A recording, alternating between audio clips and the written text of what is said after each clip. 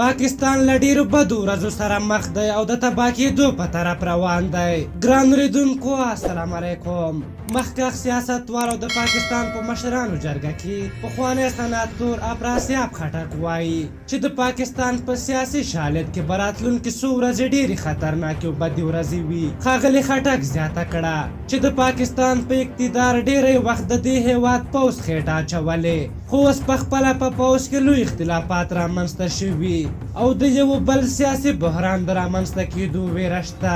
دوی زیاتوي چې د پردې تر شا بل څه روان دي. افراسیاب خټک دا خبرې داسې مهال کې کړې چې د سې شنبې په ورځ د پاکستان په پلازمینه اسلام آباد کې د جمعیت علما اسلام پی ګوند مشر مولانا فضل الرحمن د پیپلز پارټۍ او مسلم لیگ نون په ګډون ګڼ ګوندیز لاریون د حکومت د ړنګولو لپاره رابللی و.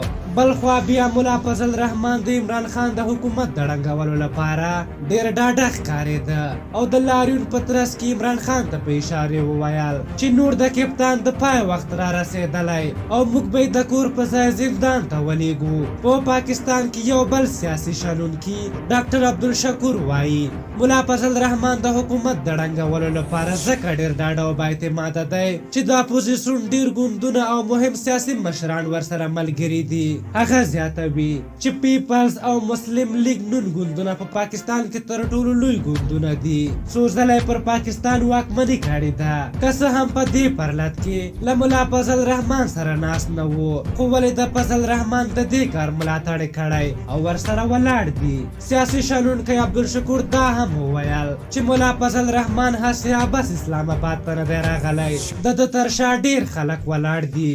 د یادونې وړ ده چې پرون هم مهاله د پاکستان سترې محکمې د پاکستاني پوځ د مشر جاوید قمر باجوا د دندې د اوږدېدا مخالفت کړی او له هغه څخه یې غوښتي چې له خپلې دندې لاس واخلي. هیره دې نه وي چې د پاکستان هېواد له سخت بحرانونو سره مخ دی. یو خوا یې اقتصادي حالت بیخي ټکنی دی او تر سخت پولي انفلاسیون لاندې دی، د خوراکي توکو بیې بې کچې پکې لوړې شوې.